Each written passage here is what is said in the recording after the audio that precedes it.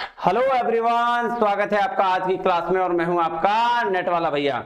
हाँ जी, चलिए करते हैं आज की पॉडकास्ट सीरीज की शुरुआत। सर लास्ट क्लास में हम लोगों ने लॉ के पार्ट 1 का रिवीजन किया था, जिसमें सेल्स ऑफ गुड्स एक्ट और इंडियन कॉन्ट्रैक्ट एक्ट की पूरी चर्चा करी थी। मैंने ये भी बताया था कि जो लास्ट क्लास के जो रिवीजन है, ठीक है, उसमें 4 से 5 क्वेश्चंस आते हैं नॉर्मली, वो सबसे बेस्ट पार्ट है क्या लॉ का। उसी तरीके से आज मैं 3-4 और यूनिट कराने जा रहा हूं, 3-4 लॉ का और पार्ट कराने जा रहा हूं जो सेकंड है, और उसमें से भी मैं उम्मीद रखता हूं कि 3-4 क्वेश्चंस आ ही जाएंगे। अब देखिए कुछ ऐसे यूनिट्स हैं जिसमें से कभी कभार पूछा जाता है, उसको भी थोड़ा बहुत हम देख लेंगे, जो पूछा जाता है क्वेश्चन वैसा चीज। लेकिन मेनली जो यूनिट है वो सेल्स ऑफ गुड्स एक्ट है और इंडियन कॉन्ट्रैक्ट एक्ट है, फिर क्या बोलते हैं आपका आईटी एक्ट है, इंफॉर्मेशन टेक्नोलॉजी एक्ट है ना, कंपनीज एक्ट है, ये पढ़ ले रहे हैं हम लोग, है ना, और RTI right to information act है। ये इन सब ये तीनों पढ़ने के बाद इंटेलेक्चुअल प्रॉपर्टी एक्ट भी आज हम लोग पढ़ेंगे,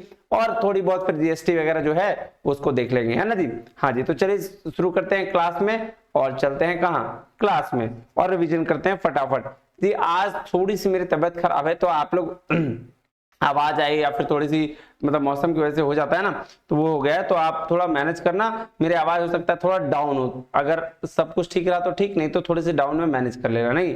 हाँ जी, तो चलिए चलते हैं कहाँ, क्लास में। अब देखिए सबसे पहला काम आपको पता है क्या करना है सर, नेट वाला भैया टेलीग्राम चैनल ज्वाइन कर लेना है, जहां आपको ये नोट्स मिल जाएगा। दूसरा, अगर कोई भी नेट से रिलेटेड क्वेरी हो तो आप इस पे कर सकते हैं। चलिए जी, अब क्या सर, अब लॉ का पार्ट 2 रिवीजन करेंगे हम लोग। सबसे पहला जो रिवीजन हम लोग करने जा रहे हैं वो करेंगे आईटी एक्ट का, ठीक है। आईटी एक्ट 2000 है ना, लेकिन क्या आईटी एक्ट 2000 अभी है? सर है, उसमें आईटी एक्ट 2000 के बाद आईटी अमेंडमेंट एक्ट आया था 2008 में, वो भी अभी एप्लीकेबल चल रहा है और बहुत सारी चीजें अमेंड हो चुकी हैं। तो आइए उसकी हम चर्चा करते हैं। सबसे पहले आईटी एक्ट सर कब अमेंड हुआ था, यहाँ सॉरी ये कब पास हुआ था, तो 17 मई 2000 को, ये डेट याद रख लीजिएगा, पूछा जा सकता है, ठीक है जी। हाँ जी सर, और अमेंड कब हुआ था सर? अमेंड 2008 को हुआ था। आइए अब देखते हैं क्या बोल रहा है IT act, information technology act. In May 2000 both of the houses of the Indian parliament passed the information technology bill. देखिए दोनों हाउस में, लोकसभा और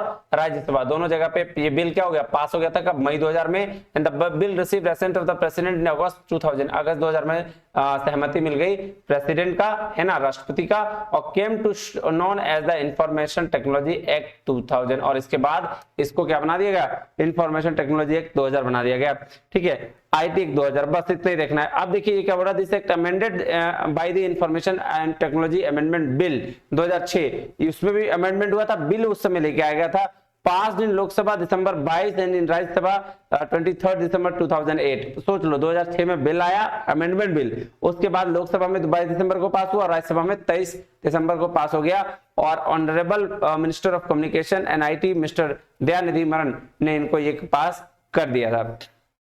चलिए जी, अब क्या बोल रहा है, the IT act and it's objective, क्या ऑब्जेक्टिव रहा है, ठीक है, क्यों ये बिल को लाया गया। तो आइए सबसे पहले पहला ऑब्जेक्टिव देखते हैं। पहला ऑब्जेक्टिव क्या बोल रहा है, ध्यान से पढ़िएगा। सबसे पहले कह रहा है टू ग्रांट लीगल रिकॉग्निशन, किस चीज का, for the transactions carried out by means of electronic data interchange and other means of electronic communication commonly referred to as electronic commerce in place of paper based method of communication. देखो सबसे पहला बात बोला भाई साहब, हमको legal recognition मिला किस चीज का, जो ट्रांजैक्शंस कर रहे थे, है ना, जो इलेक्ट्रॉनिक डेटा हमको इंटरचेंज करना था, यानी कि सीधा सीधी इलेक्ट्रॉनिक कॉमर्स की बात करनी थी।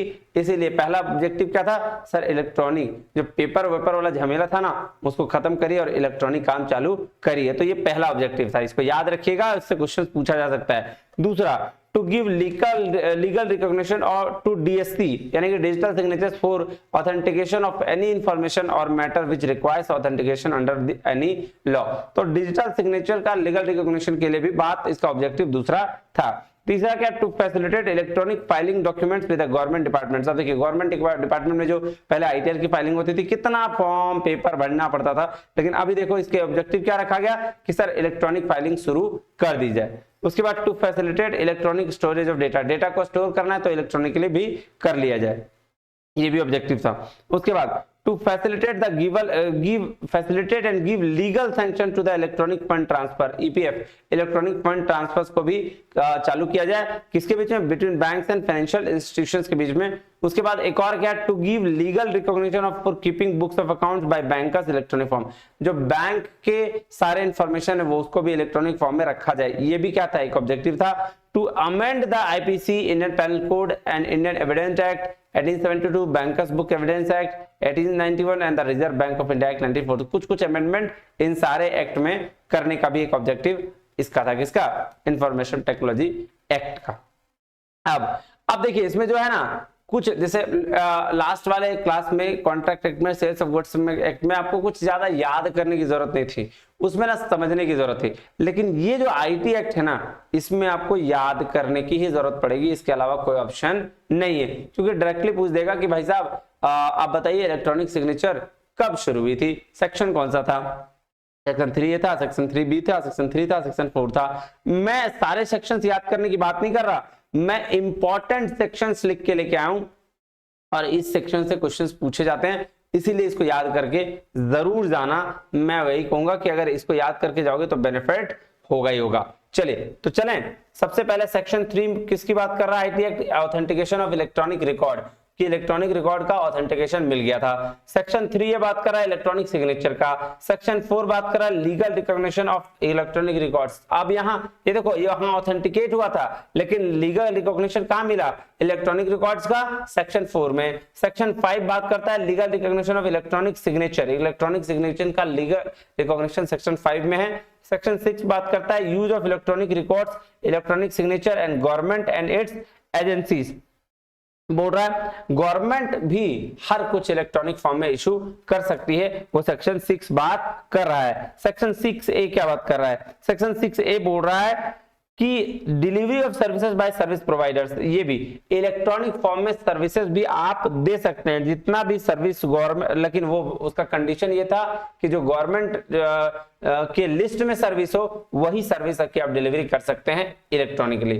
कह रहा है सेक्शन 7 है रिटेंशन ऑफ इलेक्ट्रॉनिक रिकॉर्ड्स, कोई भी रिकॉर्ड आपको जो है वो रिटेन कर सकते हैं इलेक्ट्रॉनिकली, उसके लिए आपको ऑफलाइन ये करने की जरूरत नहीं है। सेक्शन 7A कहता है audit of documents etc. electronic form.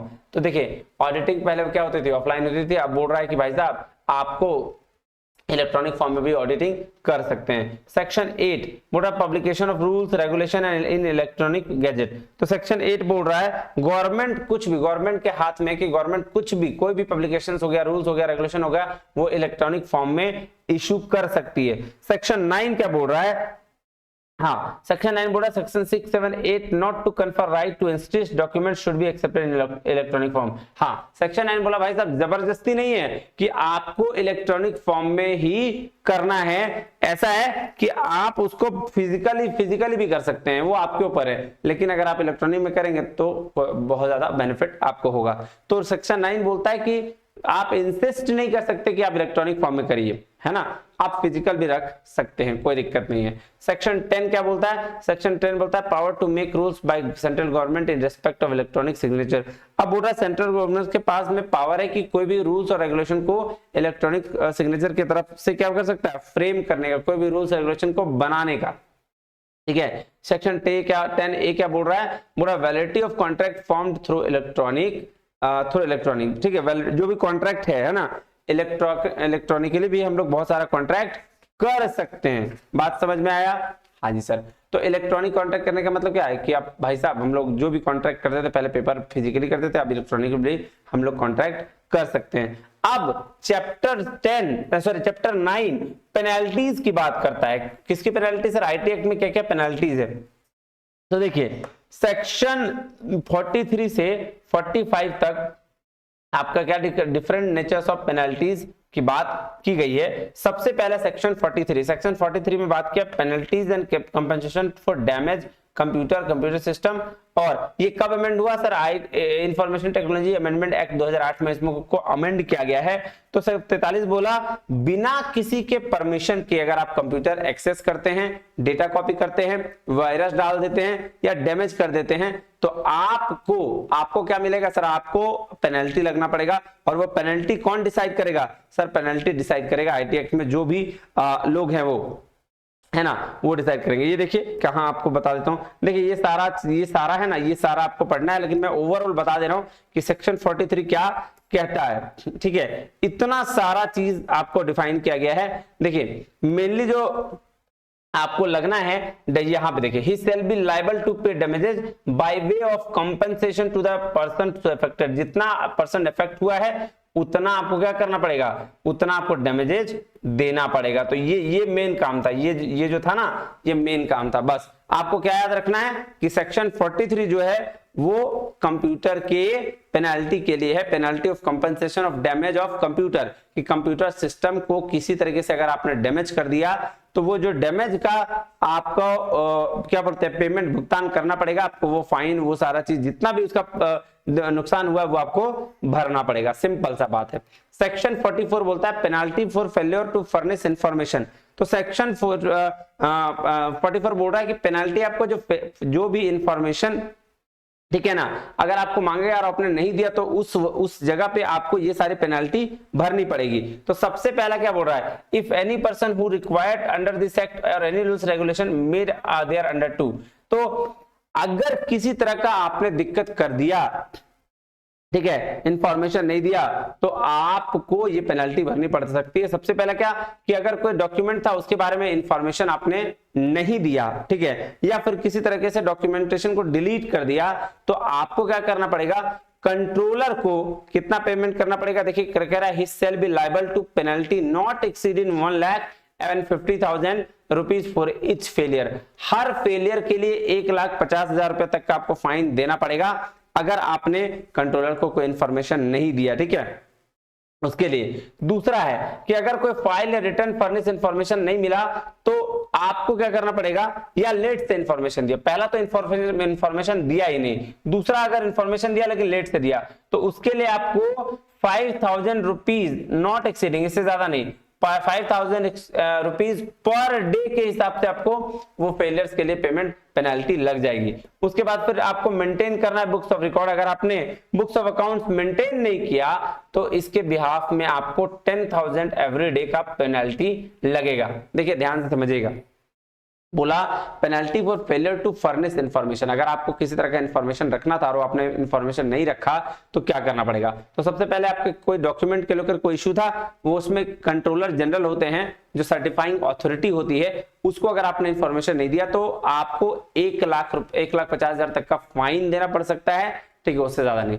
उसके बाद अगर आपने इंफॉर्मेशन लेट से दिया तो उसके लिए कितना है? 5,000 रुपया, मैक्सिमम 5,000 रुपया है, उससे ज्यादा आपको नहीं देना पड़ेगा पर डे। और अगर आपने मेंटेन ही नहीं किया बुक को तो उसके लिए 5,000 रुपया, सॉरी 10,000 रुपया पर डे का मैक्सिमम आप फाइन आपको लगाया जा सकता है। उसके बाद है सेक्शन 5 रेसिडुअरी पेनल्टी, ये 25,000 तक। देखिए shall be liable to pay compensation not exceed 25,000 rupees to the person affected by this such contravention और पेनल्टी नॉट एक्सीड 25,000 रुपीज। तो 25,000 रुपए से ज्यादा नहीं लगना चाहिए। आपको यही याद रखना है, इससे ज्यादा याद नहीं रखना है। मैं आपको बोल रहा हूँ ज्यादा पढ़ने की जरूरत नहीं है, क्या हुआ, कितनी पेनल्टी थी, बस, इससे ज्यादा नहीं। देखिए इससे ज्यादा इंपॉर्टेंट ना अभी आगे वाला आने वाला जो है इलेक्ट्रॉनिक ऑफेंसेस, वो तो भाई साहब मैं बोलूंगा उसको, मतलब वो जो खाना खाते हो ना उसी तरह से उसको खा जाना, क्योंकि उससे क्वेश्चन हर बार पूछा जाता है, हर बार पूछा जाता है वो उससे क्वेश्चन। आपको बता रहा हूं मैं क्या। सेक्शन 48 क्या कह रहा है? Establishment of cyber appeal tribunal, ठीक है। सेक्शन 48 किसकी बात कर रहा है? Establishment of cyber appeal tribunal. मतलब आपको क्या करना है? देखिए the central government shall notify by notification establish one और more appellate tribunal to be known as a cyber appellate tribunal. तो एक ट्रिब्यूनल बनाया जाएगा जिसके थ्रू सेंट्रल गवर्नमेंट क्या करेगी? नोटिफिकेशन इशू करेगी, चाहे एक या एक से ज्यादा ट्रिब्यूनल होगा, ठीक है जी। अब क्या बोल रहा था? Central government shall also specify the notification refer to the subsection of matters places, और ये सारा चीज आपको करना पड़ेगा। तो बस आपको ये रखना है कि section 48 establishment of cyber appellate tribunal के लिए, दैट्स इट, इससे ज्यादा नहीं। सेक्शन 49 किसके लिए?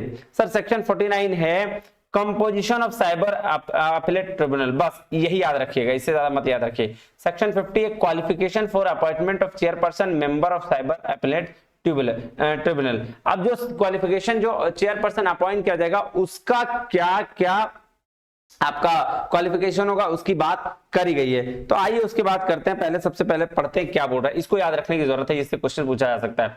तो सबसे पहले क्या, सबसे पहले बोला a person shall not be qualified for appointment as a chairperson of the cyber appellate tribunal unless he is or has been or is qualified be a जज ऑफ हाई कोर्ट। अगर आप सबसे पहले तो आपको जज होना चाहिए किसका? हाई कोर्ट का, तब आप बन सकते हैं। दूसरा, the members of cyber appellate tribunal except the judicial member to be appointed under section 3 shall be appointed by the central government from the amongst person having a special knowledge of professional experience, information technology, telecommunication, industry, management, consumer affairs, ये सारा चीज का knowledge होना चाहिए। और आपको क्या होना चाहिए? सेंट्रल गवर्नमेंट अपॉइंट करेगा। उसके बाद provided that a person shall not be appointed as a member unless he or has been in the service of central government or state government। अगर वो और उसके बाद भी सेंट्रल गवर्नमेंट या स्टेट गवर्नमेंट का कहीं ना कहीं सर्विस किया होना चाहिए। Has held the post additional secretary to the government of India, और पोस्ट के पास पोस्ट भी क्या? एडिशनल सेक्रेटरी का होना चाहिए, ठीक है। उसके बाद any equivalent post central government और state government for a period not less than 1 years और joint secretary to the government of India any equivalent post. देखिए मैं आपको इसका बहुत समरी करके बता दूं, सर बता दीजिए। देखिए इसके लिए सबसे पहले हाई कोर्ट का जज होना चाहिए। दूसरा, इंडियन लीगल सर्विस जो ग्रेड 1 का जॉब है वो 3 साल तक आपको जॉब करना हो या मेंबर हो, ये होना चाहिए, तभी आपका ये काम बन पाएगा। उसके बाद आप चलिए, बस इतना ही लिखा हुआ है इसमें, इससे ज्यादा मत समझिए। कह रहा है कि उसके लिए कितना आपका पीरियड होगा, ठीक है। तो मैं पीरियड आपको पहले बता रहा हूं। जो ऑफिस ज्वाइन करने, ऑफिस नहीं मतलब ये जो भी एपेलेट ट्रिब्यूनल ज्वाइन करने के पहले या 65 साल, दोनों में से जो पहले हो जाएगा। 5 साल तक आपने काम कर लिया तो आपको निकल जाना है, या फिर आप ज्वाइन किए और आपका टाइम 65 साल, उम्र 65 साल हो गई तो आपको निकल जाना है। यही दोनों काम है इसमें, बस यही बोला गया है इसमें, इसके अलावा कुछ नहीं बोला गया है। सेक्शन 51 बोला गया कि टर्म और ऑफिस की, ऑफिस का टर्म कितना होगा, है ना। Condition of service, ATC chairperson और मेंबर्स, ये सारा चीज इसमें दिया गया है। सबसे पहले क्या बोला, देखिएगा यहां बोला है द चेयरपर्सन और member cyber appellate tribunal shall hold office a term of 5 years, 5 साल के लिए वो ऑफिस अपने पास रखेगा, यानी कि 5 साल के लिए उसका ज्वाइनिंग होगा। From date of which he enters upon his office until he attains age of 65 years, whichever is earlier, या तो 65 साल पहले आ जाए या तो फिर क्या हो जाए, या तो फिर उसका 5 साल कंप्लीट हो जाए, दोनों में से जो पहले होगा वो काम इसका टर्म होगा, उतने दिन की इसकी सर्विस होगी, किसकी? साइबर एपेलेट ट्रिब्यूनल की। कह before appointing any person chairperson और member cyber appellate tribunal the central government shall satisfy itself the person does not have any financial और other interest is likely to affect the prejudicially his function as a chairperson और member. तो बोल रहा है भाई साहब, जब chairperson बनाएंगे या फिर मेंबर बनाएंगे तो हम ये देख लेंगे कि उसके पास कोई ऐसा चीज तो नहीं है ना जिसकी वजह से उस पे लांछन लग सकता है, कुछ ऐसे घटना तो नहीं किया ना, इंटरेस्ट वही बोल रहा है कि अदर इंटरेस्ट या कोई फाइनेंशियल इंटरेस्ट तो नहीं है। उसके बाद क्या बोल रहा है, an officer central government state government selection chairperson member of cyber, देखो ये कुछ नहीं, इसको छोड़ो, इग्नोर, बस 2 ही चीज में याद करना लगता है। एक तो क्या सर, एक आपका 5 साल और 65 साल, ये इसमें दिमाग और से ज्यादा लगाना नहीं है। अब जो चीजें आ रही है उसको ना कान आंख नाक बंद करके रट लेना, इसके अलावा कोई ऑप्शन नहीं है। मैं आपको बहुत शॉर्ट में बता रहा हूं, उसको लिख लेना। 65 सेक्शन क्या बोलता है ये ध्यान दो। कह रहा 65 सेक्शन बोल रहा है इलेक्ट्रॉनिक ऑफेंसेस। इलेक्ट्रॉनिक ऑफेंसेस मतलब अगर टेम्परिंग आपने कंप्यूटर के थ्रू, किसी के कंप्यूटर के थ्रू छेड़छाड़ किया, उसको टेम्पर कर दिया, उसको डिस्ट्रॉय कर दिया, बर्बाद कर दिया, तो सेक्शन 65 कहती है कि उसके बिहाफ में आपको 3 साल तक का जेल और 2 लाख तक का फाइन या दोनों हो सकता है। ये देखिए, shall be punishable with imprisonment of up to 3 years और with a fine may extend up to 2 lakh rupees और विद बोथ। ये इसको बस यही याद रखना है और ये याद रखना है, इससे अलावा कुछ नहीं याद रखना है। सेक्शन 66 क्या बोल रहा है, कंप्यूटर रिलेटेड ऑफेंसेस, ये देखना है। कंप्यूटर रिलेटेड ऑफेंसेस का क्या मतलब हुआ कि सर अगर आपका हैक हो गया, क्रैक कर दिया, कंप्यूटर रिलेटेड ऑफेंस कर दिया, किसी तरह का कंप्यूटर रिलेटेड ऑफेंस कर दिया, तो आपको सेक्शन 66 में क्या कह रहा है कि he shall be punishable within the imprisonment of a term of which may extend to 2 or 3 years, 2 to 3 years, 2 से 3 साल, 3 साल तक अभी हो गया है, पहले 2 था अब 3 साल हो गया है, और फाइन जो है वो 5 लाख रुपया लगेगा। मतलब अगर आपने कंप्यूटर में किसी तरह का ऑफेंस किया, हैक किया या फिर कोई काम किया, तो भैया आप सीधा सीधी 5 साल के लिए जेल जाओगे, सॉरी 3 साल के लिए जेल जाओगे और 5 लाख रुपया भी लगेगा।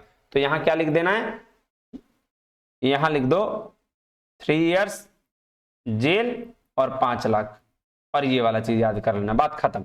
चलो सेक्शन 66A, सेक्शन 66A बोल रहा है, क्या बोल रहा है, punishment for sending offensive messages through the communication service. अब बोल रहा है भाई साहब अगर आपने धमकी भरा मैसेज किसी को भेजा इलेक्ट्रॉनिकली, तो आप पे क्या लगेगा सर, 3 साल तक का जेल आपको हो सकता है और उसके साथ फाइन लग सकता है। देख लीजिए, punishable with in imprisonment may extend to 3 years and with the fine, 3 years with fine. बात समझ में आई? 66B, 66 क्या बोला कि अगर आपने कोई चोरी किया हुआ कंप्यूटर रखा है या कोई भी इलेक्ट्रॉनिक डिवाइस आपने चोरी किया हुआ रखा है, तो उसके बिहाफ में आपको 3 साल का जेल और 1 लाख का फाइन लग जाएगा। देख लीजिए 3 इयर्स और with fine may extend to 1 lakh rupees और विद बोथ, ये तीनों काम होगा। Punishment of dishonesty receiving stolen या कंप्यूटर रिसोर्स और कम्युनिकेशन डिवाइस, कोई भी डिवाइस जो इलेक्ट्रॉनिक हो, अगर आपने उसको चुरा लिया है, आपने उसको चोरी किया हुआ खरीद लिया है, तो आपको भैया 3 साल तक का जेल और 1 लाख रुपए का फाइन लगेगा, या दोनों। ठीक है, अब 66C में आइए, कह रहा अगर punishment for identity theft, identity theft मतलब पासवर्ड चुरा लेना। इसका मतलब क्या हुआ कि अगर आपने किसी का पासवर्ड चुरा लिया, भाई साहब पासवर्ड चुराने में भी फाइन है, हाँ जी बिल्कुल फाइन है। कितना फाइन है? 3 साल का जेल, ये देखो 3 years and shall also be liable to fine which may extend to ₹1 lakh, 3 साल का जेल और 1 लाख का फाइन इसमें भी है। 66D क्या बोल रहा है, अगर हाँ चीटिंग कर दिया किसमें, वोट डालने में, punishment for cheating by personation by using computer resource, तो वोट डालने में अगर आपने चीटिंग किया तो भाई साहब 3 साल का जेल और 1 लाख का फाइन। ये देखिए 3 इयर्स का जेल और 1 लाख का फाइन। 66E, अगर आपने वायलेशन ऑफ प्राइवेसी किया, वायलेशन ऑफ प्राइवेसी मतलब किसी का फोटो भेज दिया है ना, किसी का गलत इमेज भेज दिया, तो आपको क्या होगा सर, 3 साल का जेल और 2 लाख रुपए का फाइन होगा। देख लीजिए 3 साल का जेल और 2 लाख का फाइन होगा। ठीक है, ये सारा चीज, कोई भी चीज का मतलब आपने अगर कुछ गलत फोटो भेज दिया। उसके बाद punishment for cyber terrorism, cyber terrorism मतलब आतंकवाद, मतलब भारत को नष्ट करने के खिलाफ अगर किसी ने कुछ कहा, नालायक पहले मैं सर फोड़ दूं उसका, मार के मैं तो पागल ही कर दूं। India is my country and all Indians are my brothers and sisters, ऐसा बोला जाता है एक्सेप्ट वन है। चलो, तो punishment of cyber terrorism, cyber terrorism मतलब कोई अगर किसने भारत के लिए के खिलाफ कुछ भी काम किया कि इसकी इंटीग्रिटी, सिक्योरिटी, सॉवरेनिटी को ठेस पहुंचाने की कोशिश की, तो उसके लिए लाइफ टाइम उसको क्या मिलेगा sir, punishable with imprison which may be extend to the imprisonment of life, life time jail में सड़ेगा वो। सेक्शन 67 क्या बोल रहा है, सेक्शन 67 बोला publishing of punishment for publishing और transmitting obscene material in electronic form, मतलब कोई वल्गर इमेज भेज दिया, कोई अलग तरह का इमेज भेज दिया, वल्गरिटी सेक्सुअल इमेज भेज दिया, तो उसमें क्या होगा सर, उसमें आपको 2 तरीके के ऑफेंस होंगे। मतलब अगर एक तो नालायक है, इसमें ना जो नालायक होते हैं वो नालायक हमेशा होते हैं। अगर इस तरह का कोई काम आपने कर दिया, वैसे तो नहीं, अगर आपने मतलब नालायक लोगों ने, जो भी नालायक है, फालतू लोग है, जो भी किसी ने भी अगर ऐसा काम किया, तो उसके लिए पनिशमेंट है कि पहली बार अगर उसने किया, फर्स्ट कन्विक्शन रहा, तो उसको क्या मिलेगा भाई साहब, उसको मिलेगा 3 साल का जेल, 5 लाख रुपए का फाइन। क्या मिला, पहला बार अगर फर्स्ट टाइम किया, ठीक है, तो 3 साल का जेल और 5 लाख रुपए फाइन बोल रहा है। और अगर फिर भी नहीं सुधरा, अगर दोबारा फिर कर दिया तो सब्सिक्वेंट मतलब अगर आगे सेकंड और सब्सिक्वेंट कन्विक्शन किया, तो इम्प्रिजन कितना मिलेगा भाई साहब, 5 साल का जेल चल जाओ और फाइन हो जाएगा 10 लाख रुपीज। मैं आपको बताऊं, फर्स्ट टाइम अगर ये गलती की, वल्गर इमेज भेजा किसी को, तो फर्स्ट टाइम 3 साल जेल और 5 लाख, और सेकेंड टाइम भी किया मतलब सुधरा नहीं, नालायक रहा, तो फिर जाइए 5 साल के लिए जेल और 10 लाख फाइन दीजिए। ठीक है, ये कहानी है। अब है 67A। 67A बोलता है पनिशमेंट फॉर पब्लिशिंग और transmitting material containing sexually explicit इन इलेक्ट्रॉनिक फॉर्म। मतलब अगर किसी का आप अपने एमएमएस बना दिया गलत तरीके से, गलत तरीके से, तो आपको पहला, इफ एनीवन क्रिएट एमएमएस, अगर किसी ने एमएमएस क्रिएट किया तो फर्स्ट टाइम अगर ऐसा किया तो 5 साल जेल और 10 लाख का फाइन, और सेकंड टाइम फिर नहीं सुधराना लायक तो 7 साल जेल और 10 लाख फाइन। ये पूछा गया है क्वेश्चन में, मैं आपको बता रहा हूं, ये दोनों का दोनों पूछा गया प्रीवियस ईयर्स में, वेरी वेरी इंपॉर्टेंट, इसको याद कर लीजिएगा। और 67B बोलता है punishment for publishing transmitting material depicting children in sexually explicit, मतलब इन इलेक्ट्रॉनिक फॉर्म, मतलब चाइल्ड पोर्नोग्राफी। अगर इसके लिए बात हो गई कि भाई इस तरह का कोई किया, बच्चे के साथ ऐसे हरकत किया, तो फर्स्ट टाइम में 5 साल जेल और 10 लाख का फाइन, सेकंड टाइम में 7 साल का जेल और 10 लाख फाइन, इसको याद रखिएगा। 67 का C, preservation and retention of information intermediate, मतलब इफ साइबर कैफे वाला, जो cyber cafe does not maintain record, तो फिर इसको लेकर 3 साल का जेल और फाइन। तो अगर किसी साइबर कैफे वाले ने अगर कोई रिकॉर्ड मेंटेन नहीं किया तो भाई साहब उसको 3 साल तक की जेल हो सकती है और फाइन भी। ठीक है, सेक्शन 68 कह रहा power of control of give directions, बस इतना याद रखना है। बात समझ में आई सर? आगे है ना, कोई दिक्कत नहीं सर? यहां तक तो कोई दिक्कत नहीं है, बात समझ में आई जी सर। अब नेक्स्ट एक्ट है right to information act, RTI, है ना सर? आरटीआई कब आया है? देखिए ये 15 जून 2005 को आया है, नहीं RTI right to information act. देखिए क्या कह रहा है, कह रहा है RTI act 2005 is a central legislation, मतलब भाई साहब सेंट्रल लेवल पे है कानून। It gives access to information held by any public authority. तो ये इसमें क्या होगा कि आपको राइट है किसी भी चीज का इंफॉर्मेशन लेंगे, उसका कुछ एक्सेप्शन है जो सेक्शन 8 में है, वो हम लोग पढ़ेंगे, लेकिन यहाँ पे यानी कि आपको किसी भी पब्लिक अथॉरिटी से किसी भी पब्लिक जगह पे आपको इंफॉर्मेशन लेने का आपका अधिकार है, इसीलिए आरटीआई एक्ट लगाया गया है। कह रहा है it is link to the article 19 freedom of speech and expression and article 21 right to life and liberty of the constitution of India। तो इसको लिंक किससे किया गया? आर्टिकल 19 और आर्टिकल 21 से। RTI Act 2005 was enacted on 15 June 2005 and enforced 12 October 2005। देखिए आपका enact किया गया 15 जून को और इन्फोर्स्ड हुआ 12 अक्टूबर 2005 को। अब देखिए कुछ डेफिनेशन है, 2 डेफिनेशन मैं आपके पास पढ़ रहा हूं। एक डेफिनेशन है इंफॉर्मेशन का जिससे क्वेश्चन पूछा जाता है, इस वजह से मैं इसको लेके आया हूं।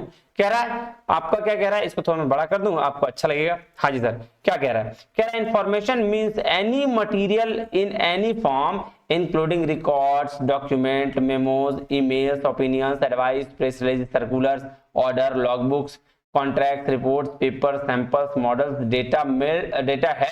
Data held in any electronic form, है ना, form and information relating to any private body which can be accessed by a public authority under any other law for time being in force। तो देखो information का क्या मतलब, वो सारा चीज जो इसमें मेंशन है, इसमें जो मेंशन नहीं होगा वो इंफॉर्मेशन इलेक्ट्रॉनिकली वैलिड नहीं होगा। ये बात रखना, इसको याद कर लेना, क्योंकि इससे क्वेश्चन पूछा जाता है, मैं बार बार बोल रहा हूं, और पूछा जा भी सकता है। अब आइए राइट टू इंफॉर्मेशन का क्या मतलब हुआ, बताया means the right to information accessible under this act which is held by और under the control of any public authorities includes the right to. बोल रहा है किसी भी पब्लिक अथॉरिटी के पास आप जाके कुछ भी मांग सकते हो, मतलब इंफॉर्मेशन गेन करने के लिए आप तो अप्लाई कर सकते हो। कि आपको क्या करना है, किस चीज के लिए राइट है? इंस्पेक्शन ऑफ वर्क, जांच पड़ताल करो, डॉक्यूमेंट्स और रिकॉर्ड देख लो, taking notes, extract, certificate copies और डॉक्यूमेंट और रिकॉर्ड्स, ये भी देख लेना है। टेकिंग सर्टिफाइड सैंपल्स और मटेरियल, ये भी ले सकते हो। Obtaining information in the form of diskettes, floppies, अच्छा डिस्केट्स में, फ्लॉपीज में, टेप्स में, वीडियो कैसेट में, ये सारे में इलेक्ट्रॉनिक मोड में आप क्या कर सकते हो? प्रिंट आउट मोड में, इन सब मोड में आप क्या कर सकते हो? इंफॉर्मेशन ले सकते हो। अब आ जाइए आरटीआई एक्ट का इंपॉर्टेंट सेक्शंस तो बहुत सारे हैं इसमें, लेकिन ये जो सेक्शंस दिए गए हैं वो बहुत ज्यादा इंपॉर्टेंट सेक्शंस है। क्या कितना मोर देन 30 सेक्शंस है, लेकिन मैं इसी सेक्शंस की बात करूंगा। All citizen have right. Section 3 कह रहा है all citizen have right. Section 4 कर रहा है proactive disclosures of authorities. Section 6 कह रहा है कि request for obtaining information. Section 7 कह रहा है how your request will be treated, आप जो रिक्वेस्ट करोगे वो कैसे ट्रीट किया जाएगा। सेक्शन 8 बता रहा है एग्जाम्पशंस के बारे में कि कौन कौन सा चीज इंफॉर्मेशन में शामिल नहीं है। सेक्शन 19(1) बता रहा है first appeal, section second appeal 19(3) और सेक्शन 20 बता रहा है पेनल्टीज एंड डिसिप्लिन एक्शंस। तो चलिए आइए एक एक करके हम लोग देखते हैं। सबसे पहले देखते हैं क्या सेक्शन 6। सेक्शन 6 में कुछ कुछ चीजें हैं, मैं इसको लिख के बताऊंगा, हाँ, क्योंकि सारी चीजें मतलब पॉसिबल नहीं थी, तो मैं आपको कुछ कुछ चीजें लिख के बता दूंगा और कुछ कुछ चीज ऐसे बता दूंगा। चलिए तो सबसे पहला क्या करेंगे, सेक्शन 6। सेक्शन 6 पहला है एप्लीकेशन किस में होना चाहिए, राइटिंग में होना चाहिए, एप्लीकेशन इन राइटिंग। दूसरा, दो तरीके के ऑफिसर होंगे, PIO एंड APIO, जिसको बोलेंगे public information officer, mission officer, और एक को बोलेंगे असिस्टेंट पब्लिक इंफॉर्मेशन ऑफिसर। ठीक है जी, हाँ जी। अब ठीक है, उसके बाद बोला आपको स्पेसिफाई करना है कि किस तरह का इंफॉर्मेशन आपको चाहिए, स्पेसिफाई पर्टिकुलर इंफॉर्मेशन। ठीक है, सेक्शन 6 में यही है। और 4 में बोला उसके लिए आपको एप्लीकेशन फी भरना है, एप्लीकेशन फी भरना है, जो कि कितना है 10 रुपया है, 10 रुपया है पर पेज 2 रुपया, पर पेज 2 रुपया। ये ध्यान रखिएगा, ये क्वेश्चन पूछा जा रहा है, मैं इसीलिए इसको डिस्कस कर रहा हूं कि जो चीज आपके क्वेश्चंस पूछे गए हैं उसी की मैं चर्चा कर रहा हूं यहाँ पे। ठीक है, और जो पूछे जा सकते हैं। अब चलिए सेक्शन 7 की बात करते हैं। सेक्शन 7 है ना, सेक्शन 7 में क्या हो सकता है जी, आइए देखते हैं। How your request will be treated, है ना, सेक्शन 7 ऊपर लिखा हुआ है, देख लीजिएगा आप। तो सबसे पहले बोला कि इसका रिक्वेस्ट को हमको ट्रीट कैसे करना है, रिक्वेस्ट कैसे करेगा पहले। तो सबसे पहले आप देखिए, आप फॉर्म लीजिए, है ना, RTI के लिए मैं आपको इसको बता रहा हूं, फिर लिख दूंगा, आप इसको सुन भी सकते हैं, इजीली हो जाएगा। सबसे पहले आप क्या करिए, फॉर्म लीजिए। फॉर्म लेने के बाद आप जाइए किसी ऑफिसर के पास, जिसको बोलते हैं public information officer, assistant public officer information आपका वो लेगा। ठीक है, और फिर उसको रिक्वेस्ट डाला, जो आपने रिक्वेस्ट डाला है उसको चेक करेगा कि वो किस डिपार्टमेंट का है। अगर आपका सेम डिपार्टमेंट का इंफॉर्मेशन रहा तब तो वो आपको 30 दिन के अंदर इंफॉर्मेशन दे देगा। लेकिन अगर सेम डिपार्टमेंट का इंफॉर्मेशन नहीं रहा तो वो 5 दिन के अंदर आपको इन्फॉर्म करेगा कि ये जिस डिपार्टमेंट का है उसके लिए मुझे 5 दिन के अलावा 30 दिन का और टाइम लगेगा, और उस 5 दिन में वो सारा इंफॉर्मेशन जिस डिपार्टमेंट से आपको इंफॉर्मेशन चाहिए उसको भेजेगा, और वहां से फिर वो 30 दिन के अंदर आपको इंफॉर्मेशन मिल जाएगा। बात समझ में आया? हाँ जी। तो ये किसका था, सेक्शन 7, इस जिसमें बोला कि रिक्वेस्ट कैसे आपका ट्रीट किया जाएगा।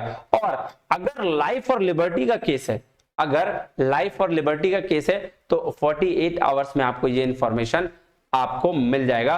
और अगर ये सारा इंफॉर्मेशन को APIO assistant public information officer और PIO नहीं किया, तब हम जाते हैं आपका कहां, अपील में। ठीक है, अगर कोई नहीं सुनेगा तो भाई जब भी करेंगे ना हाई कोर्ट सुप्रीम कोर्ट वाला कहानी में, हाँ, तो उसी तरह से अपील में हम जाते हैं। तो पहले सेक्शन 7 यही था। सेक्शन 7 कैसे ट्रीट किया जाता है मैं आपको फिर से बोल दूं, आप एक बार लिख लीजिएगा, ध्यान से सुनिएगा। सबसे पहले क्या करेगा, कोई भी इंसान, मान लो ह्यूमन, ए में लिखता हूं, ए रिक्वेस्ट करेगा APIO को एंड PIO को, ये दोनों में से कोई भी करेगा। ठीक है, ये एक्सेप्ट करेगा। ठीक है, एक्सेप्ट करने के बाद अगर सेम डिपार्टमेंट का होगा, सेम डिपार्टमेंट का होगा तो 30 दिन यानी कि 30 डेज में इंफॉर्मेशन मिल जाएगा। कितने में मिल जाएगा जी, 30 डेज में।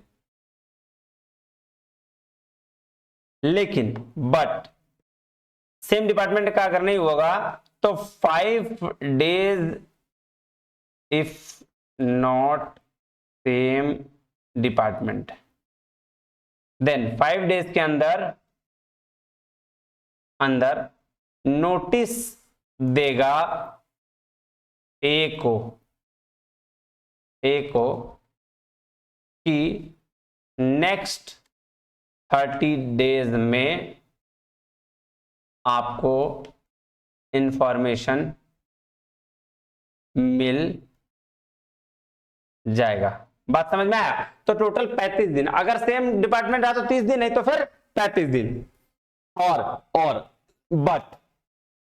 बट अगर लाइफ एंड लिबर्टी का केस हुआ देन 48 आवर्स में इंफॉर्मेशन मिल जाएगा। बात समझ में आई? हाँ जी सर। तो ये कहता है सेक्शन 7। ठीक है, बात खत्म। अब चलेंगे कहां भाई साहब? हमने ये कर दिया, लेकिन मेरा जो रिक्वेस्ट था वो पढ़ा का पढ़ा ही रह गया, कोई सुना ही नहीं। तो अब हम कहां जाएंगे? हम जाएंगे सर अपीलेट अथॉरिटीज के पास, जहां, ठीक है, जहां मेरी बात सुनी जाएगी। तो आपके ये सेक्शन कितना है? सेक्शन 19 होगा, आई थिंक 19 ये होगा, हाँ। और इसमें क्या बोला जब कोई पर्सन को सही डिसीजन नहीं मिलता है तो वो क्या करता है? वो करेगा अपील, है ना। If any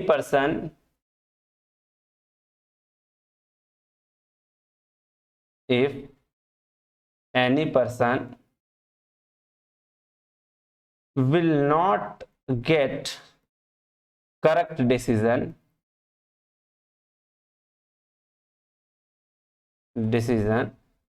then he will go with appeal after 35 days or 30 days of APIO और PIO नोटिफिकेशन, है ना। इसको नोटिफाई करने के बाद, ठीक है ना। हाँ जी, अब ये क्या करेगा? ये करेगा जी फर्स्ट अपील, है ना। और फर्स्ट अपील में क्या करेगा? ये सबसे पहले सीनियर रैंक के ऑफिसर को 30 दिन का टाइम देगा। बोलेगा भाई साहब सीनियर रैंक के ऑफिसर के पास अपना ये एप्लीकेशन लेके जाएगा, वो उसको क्या करेगा? वो उसको 30 दिन का टाइम देगा। मतलब यहां रिक्वेस्ट डाला, रिक्वेस्ट गया, उसके बाद सीनियर PIO टेक्स 30 डेज, 30 दिन का टाइम लिया। 30 दिन के अंदर वो आपको क्या करेगा? इंफॉर्मेशन दे देगा। If any extension then 50 days more. मतलब अगर मैं ये कहूं कि अगर वो सीनियर APIO या PIO बीमार रहा या कुछ रहा तो 15 दिन का और एक्सटेंशन आपको मिल जाएगा, यानी कि आपको 45 दिन मैक्सिमम लग सकते हैं फर्स्ट अपील में। बात समझ में आया? हाँ जी। अब यहां भी अगर आपका बात नहीं सुना तो जाइएगा आप सेकेंड अपील में। कहां जाइएगा जी? सेकेंड अपील में। और सेकेंड अपील में क्या होगा कि सेंट्रल इंफॉर्मेशन कमीशन CIC और SIC, है ना, CIC सेंट्रल इंफॉर्मेशन कमिश्नर और या फिर स्टेट इंफॉर्मेशन कमिश्नर आपको फर्स्ट अपील के डिसीजन के 90 दिन के अंदर आपको क्या करेगा? इसका डिसीजन दे देगा।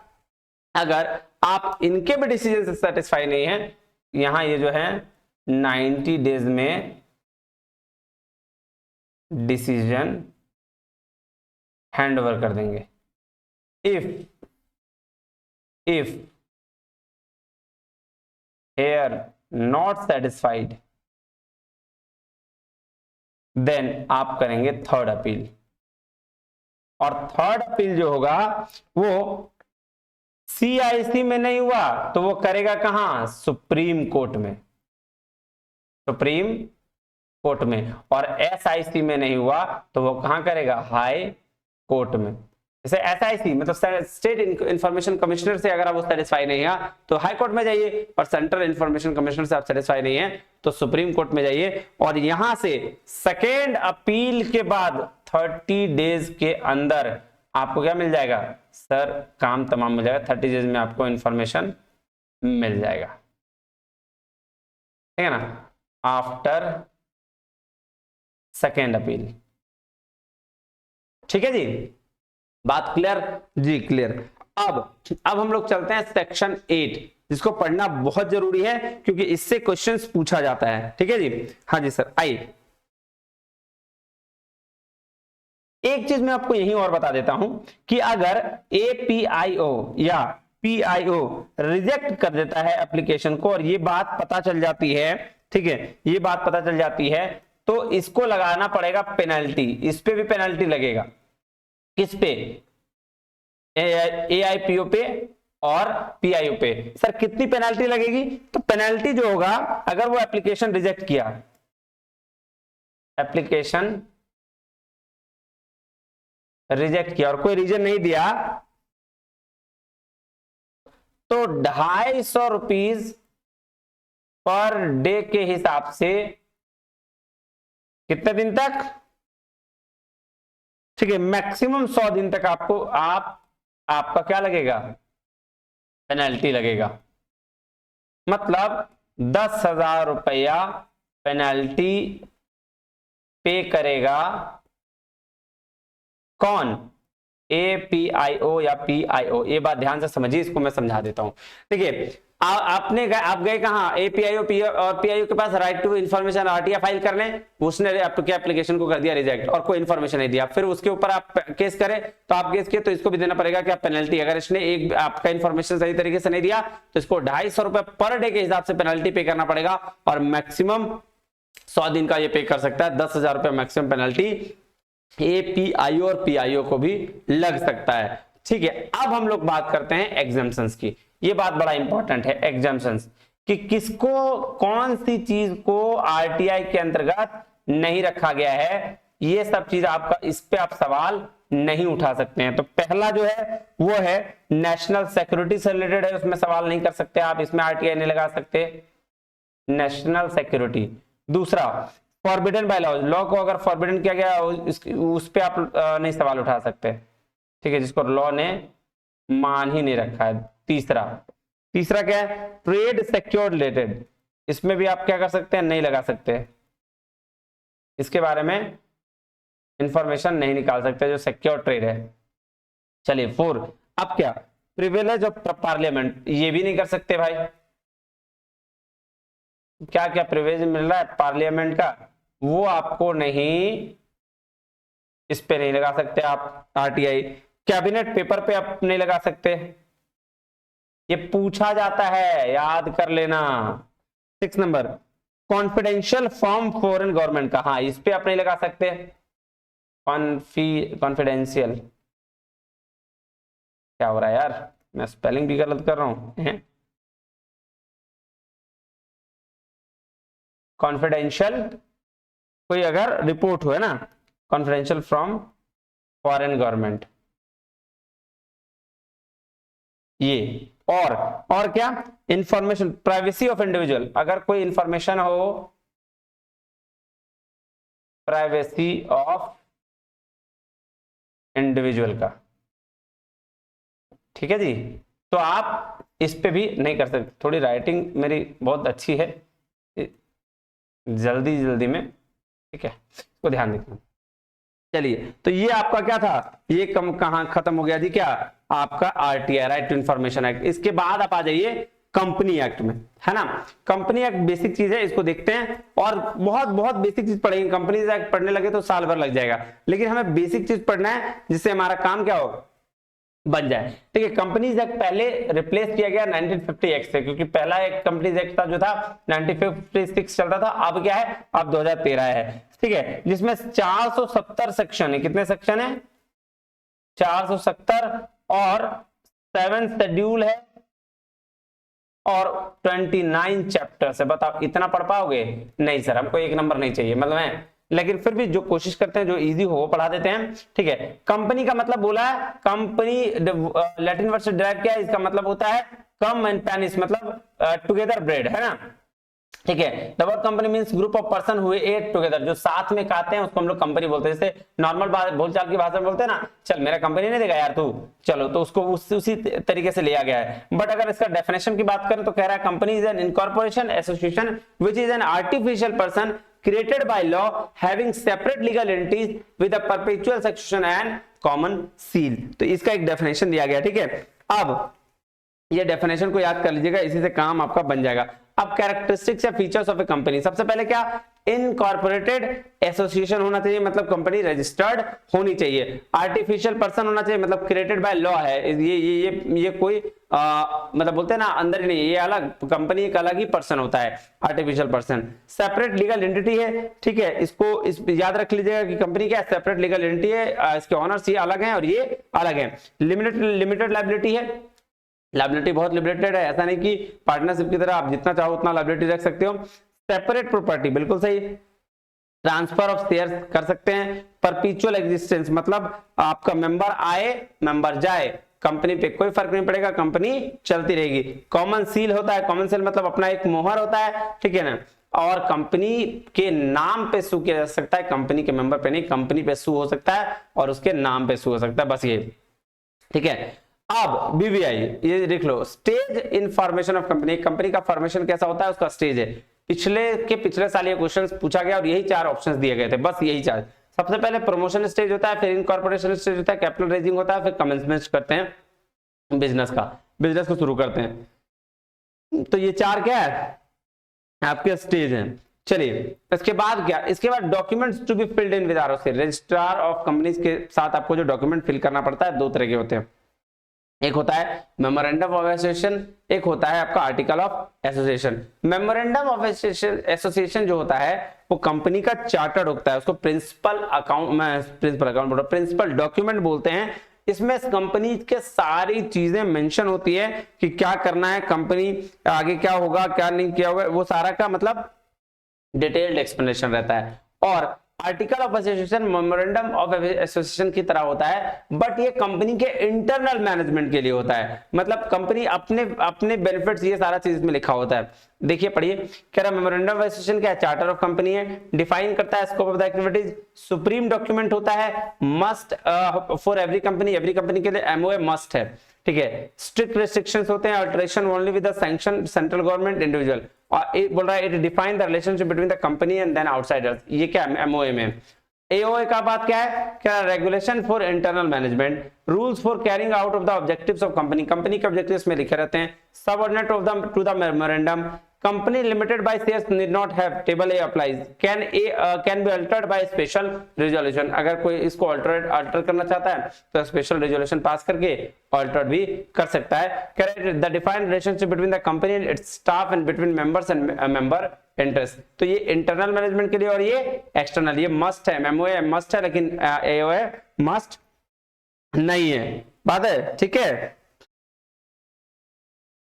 हाँ एक बात और ध्यान दीजिएगा, बोल रहा है कि अगर कंपनी में के एमओए में कुछ और लिखा है और आपने कुछ और काम किया तो उसको हम उस टर्म को बोलते हैं अल्ट्रा वायरस, ध्यान रखिएगा, ठीक है। हाँ जी, कंपनी का संविधान बोलते हैं इसको, बिल्कुल सही बात है जी। अब इसमें 6 क्लॉज होते हैं, है ना, कौन कौन से क्लॉज होते हैं एमओए में, नेम क्लॉज, नाम मेंशन होता है, ठीक है। उसके बाद सिचुएशन और रजिस्टर क्लॉज होता है जिसमें डोमिसाइल शो करना पड़ता है आपको। उसके बाद ऑब्जेक्ट क्लॉज होते हैं, ऑब्जेक्ट दिखाना पड़ता है, लायबिलिटी क्लॉज होता है, कैपिटल क्लॉज होता है, ऑथराइज कैपिटल कितना है वो आपको दिखाना पड़ता है। अब एक चीज और मैं बता रहा हूं, डीओसीएन के बारे में थोड़ा जान लीजिए। डीओसीएन क्या होता है, डॉक्ट्राइन ऑफ कंस्ट्रक्टिव नोटिस बोलते हैं, पूछ दे तो बता दीजिएगा आप, डॉक्ट्राइन ऑफ कंस्ट्रक्टिव नोटिस, ठीक है, ये क्या होता है। देखिए मान लीजिए आपके कंपनी के टर्म एंड कंडीशंस लिखे हुए किसमें, एमओए में। अगर कोई बंदा आपसे कोई कॉन्ट्रैक्ट करता है या फिर किसी तरीके से चीजें करता है और वो आपके पास उसको टर्म एंड कंडीशन पढ़ता नहीं है, किसी तरह का कुछ लॉस हो जाए या कुछ पता चल जाए, बाद में वो चीज आपके टर्म एंड कंडीशन को देखता है, ठीक है, तो वो बंदा आपको बोलेगा कि आपने क्या किया, आपने फ्रॉड किया, ये ब्लेम किया, वो किया, तो आप कहेंगे कि भाई साहब मैं कंपनी का एमओए आपने नहीं पढ़ा, इसी को बोलते हैं डॉक्ट्राइन ऑफ कंस्ट्रक्टिव नोटिस, डीओसीएन। जब ये मेंशन करेगा ना सामने वाला कि मैंने इसको तो पढ़ा ही नहीं, तो आप बोलेगा देखिए कंपनी का डीओसीएन देख लीजिए, है ना, उसको बोलते हैं डॉक्ट्राइन ऑफ कंस्ट्रक्टिव नोटिस। उसके बाद आर्टिकल ऑफ एसोसिएशन क्या है, तो सर सेकेंड इंपॉर्टेंट डॉक्यूमेंट है, इंटरनल मैनेजमेंट के लिए है। और जब मतलब आर्टिकल ऑफ एसोसिएशन में आपको जरूरी नहीं है कि क्या कर सकते हैं, मस्ट नहीं है, लेकिन आपको बनाना पड़ता है। इसमें अगर कुछ चेंजेस करना हो तो स्पेशल रेजुलेशन करके इसका चेंजेस कर सकते हैं। एक वर्ड आता है कोरम, अक्सर पूछा जाता है, QORUM, एक मिनट।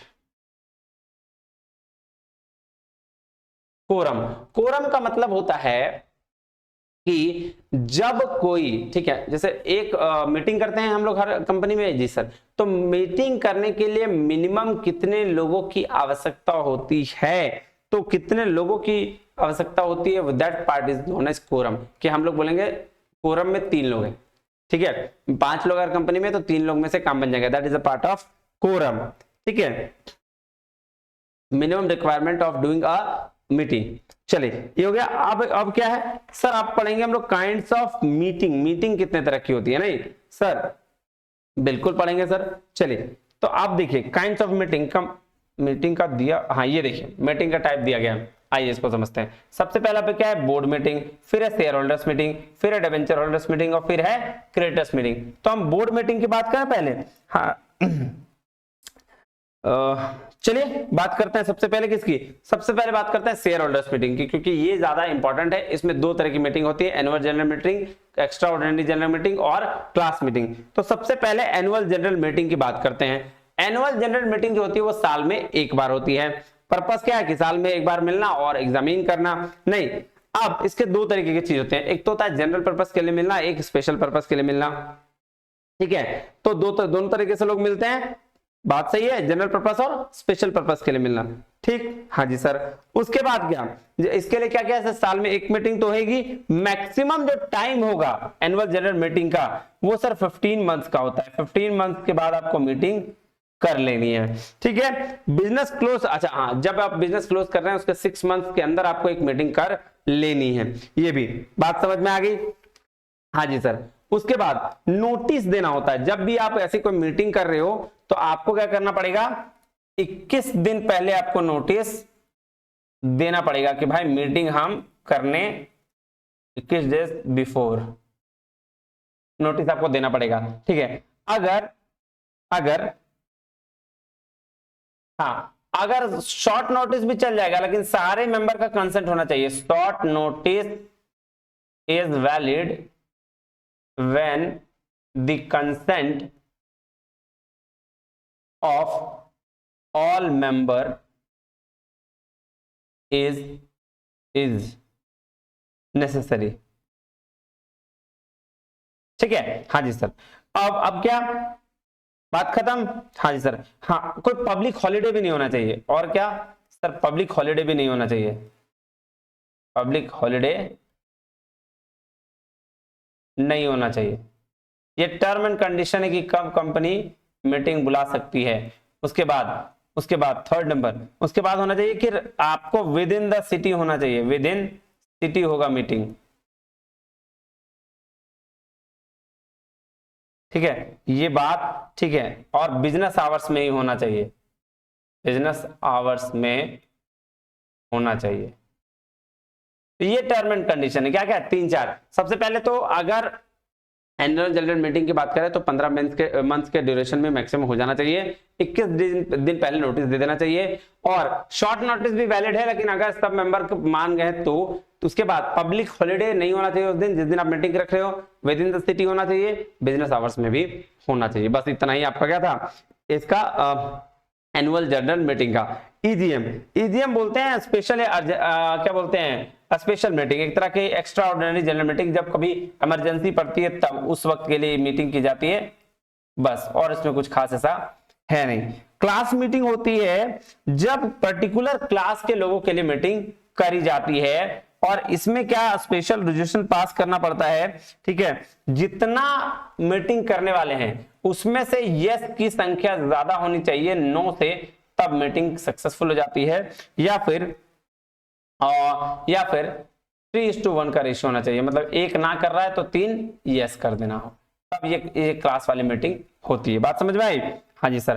अब उसके बाद है बोर्ड ऑफ डायरेक्टर्स की meeting, board of directors meeting, ठीक है जी। हाँ जी, तो सबसे पहले क्या इसमें क्या क्या ध्यान रखना है, ठीक है, कि भाई पीरियड ऑफ मीटिंग जो होगा वो 30 दिन के अंदर होना चाहिए, ठीक है, 4 टाइम्स इन ईयर होना चाहिए, 4 टाइम्स इन अ ईयर होना चाहिए, ठीक है। और फर्स्ट मीटिंग जो होगी, फर्स्ट मीटिंग कंपनी फॉर्मेशन के 30 दिन के अंदर, 30 डेज के अंदर। फिर थर्ड काम क्या, ठीक है, थर्ड बोल रहा है आपको मिनिमम 7 डेज बिफोर नोटिस देना पड़ेगा, 7 डेज बिफोर नोटिस देना पड़ेगा। ये याद रखिएगा, बस याद रखने वाली चीज है, ठीक है। हाँ जी सर, अगर आपने नोटिस देने में फेल हो गए, fail to give notice, then fine है 25,000 रुपए का। कितने का फाइन है? 25,000 रुपए का, ठीक है जी। हाँ जी सर। और एक वर्ड आता है रिजल्ट्स, ठीक है, रिजल्ट्स सॉरी मिनट्स, मैं क्या बोल रहा हूं, मिनट्स। यहां मिनट्स कहने का मतलब है results of a meeting, of a meeting, बस इसको ध्यान में रखिएगा, इतना ही इसमें देखना, इससे ज्यादा देखने की जरूरत नहीं है, ठीक है जी। बस इससे ज्यादा देखने की जरूरत नहीं है, बात खत्म हो गया। कंपनीज एक्ट में यही देखिए, इससे ज्यादा देखने की जरूरत नहीं है। अब चले आईपीआर में, इंटेलेक्चुअल प्रॉपर्टी राइट एक्ट में, है ना। आइए, तो ये कब आया था जी? सबसे पहले तो हम बात करते हैं intellectual property right world level पे, वीपो की,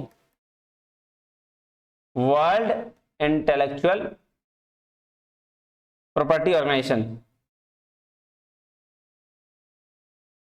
क्योंकि इसी को देखते हुए भाई साहब आया है आईपीआर, है ना। हाँ जी सर, ये बात ध्यान रखिएगा, ठीक है। कब स्टैब्लिश हुआ? 1967 में स्टैब्लिश्ड, ठीक है।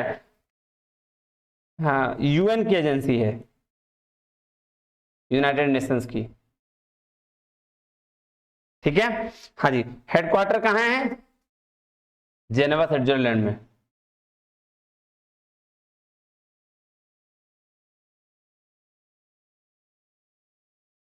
ठीक है। हाँ जी सर।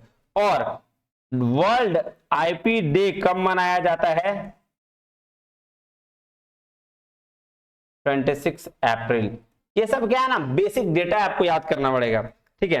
अब आ जाइए पेटेंट्स, जो इंटेलेक्चुअल प्रॉपर्टी राइट की बात कर रहा हूं इंडिया की, तो सबसे पहले क्या सर? पेटेंट्स एक्ट, सबसे इसमें 3 एक्ट है इंटेलेक्चुअल में, पेटेंट्स एक्ट, पेटेंट्स एक्ट 1970 जो अमेंड हुआ है, अमेंड होके हो गया, अमेंड होके हो गया पेटेंट्स एक्ट 2005। बात समझ में आई? हाँ जी। पेटेंट का क्या मतलब है सर? पेटेंट का मतलब है कोई इन्वेंशन अगर आपने किया है, ठीक है, तब वो पेटेंट्स कहलाता है, जो आपका अपना है, ठीक है ना। जैसे कॉपीराइट में क्या होता है, बुक आपने अपना से लिखा तो वो कॉपीराइट, लेकिन पेटेंट इज समथिंग डिफरेंट, जो इन्वेंशन किया हुआ आपने, है ना। कह रहा patent describe as an invention which the inventor claim the exclusive right, जो जिसने वो चीज को खोजा उसको बोलते हैं पेटेंट। पेटेंट कितने साल के लिए होता है सर? पेटेंट 20 साल के लिए, ये बात ध्यान रखिएगा। पेटेंट जो है 20 ईयर्स के लिए है, बस इससे ज्यादा मत याद रखिए, ज्यादा याद रखने से पढ़ने से कोई दिक्कत नहीं है। अब है ट्रेडमार्क। ट्रेडमार्क एक्ट कब आया सर? एक्ट आया 1999 में। बात समझ में आई? हाँ जी सर। चलिए, फोर्स में कब आया? 15 सितंबर 2003 को। पूछा जाता है भाई साहब, 15 सितंबर 2003 को रिप्लेस किया था ट्रेड एंड मर्केंडाइज एक्ट को, रिप्लेस किया था ट्रेड एंड मर्केंडाइज एक्ट को 1985 है ना, सॉरी 1958, ठीक है। अब ट्रेडमार्क होता क्या है, एक सिंबल, एक लोगो, है ना, एक वर्ड, कुछ भी हो सकता है, साउंड, ये सारा। अभी जैसे आप मेरे स्क्रीन पे देख रहे हो, मेरे जहां मैं खड़ा हूं उसके जस्ट ऊपर आपको एक लोगो दिख रहा है, वो क्या है, वो सर आपका ट्रेडमार्क है। मैंने उसको ट्रेडमार्क ऑलरेडी करा लिया है 10 साल 20 साल, जिसके लिए जितने साल के लिए ट्रेडमार्क कितने साल के लिए होता है ये बात बताइए तो सर, वो होता है वैलिड जब गुड्स की बात हो तो 10 साल, लेकिन सर्विस की बात हो तो 17 साल। लिख लीजिए ट्रेडमार्क टाइमिंग,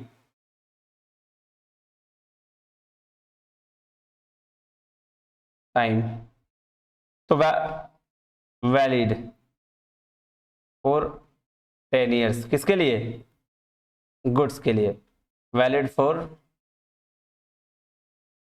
17 ईयर्स, किसके लिए, सर्विस के लिए, ठीक है। अब एक चीज और जान लो इसके बारे में, जब भी टीएम यूज करेगा इसका मतलब होता है प्रोडक्ट का ट्रेडमार्क, है ना, और जब एसएम यूज करेगा तो सर्विस के लिए। लेकिन आपने एक और वर्ड देखा होगा आर, ये से आर का मतलब होता है रजिस्टर्ड ट्रेडमार्क। ट्रेडमार्क और रजिस्टर्ड ट्रेडमार्क में फर्क क्या है कि ट्रेडमार्क कुछ दिनों के लिए जब आप अप्लाई करोगे तो आपको ट्रेडमार्क मिल जाता है, लेकिन फिर उसके बाद गवर्नमेंट चेक करती है कि क्या ये नाम किसी और जगह पे है या लोगो है कि नहीं, फिर साल 1.5 साल के बाद आपको रजिस्ट्रेशन मिल जाता है, और जब ये लोगो रजिस्टर्ड हो जाएगा तो आपको 17 साल के लिए फिर दिक्कत नहीं आएगी। चलिए अब नेक्स्ट चले कॉपीराइट पे।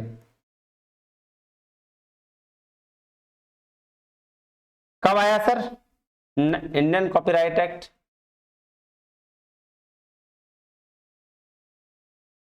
एक्ट 1957 में आया, ठीक है, बात समझ में आया।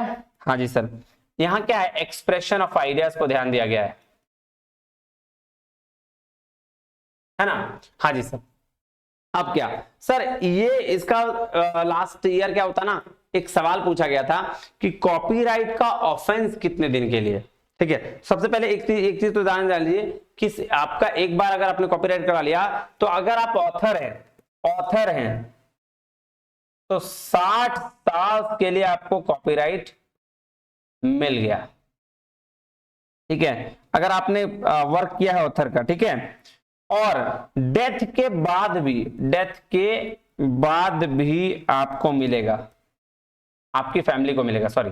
उसके बाद चले, उसके बाद अगर फोटोजेनिक में कुछ है, फोटोजेनिक में कुछ आपने अगर करा लिया है तो उसमें भी 60 ईयर्स है, लेकिन इसमें डेथ के बाद आपको नहीं मिलेगा, ठीक है। ये दो चीजें हैं, ये आपका क्या है, टाइमिंग है कि कोई किसी का कॉपीराइट हुआ तो कितने साल तक आपका रह सकता है। उसके बाद अब देखिएगा ऑफेंस क्या है, कि अगर किसी ने कॉपीराइट का ऑफेंस किया, कॉपीराइट का ऑफेंस किया, ये पूछा गया है क्वेश्चन पिछले बार में, ठीक है। तो क्या ऑफेंस है, तो ऑफेंस जो है मिनिमम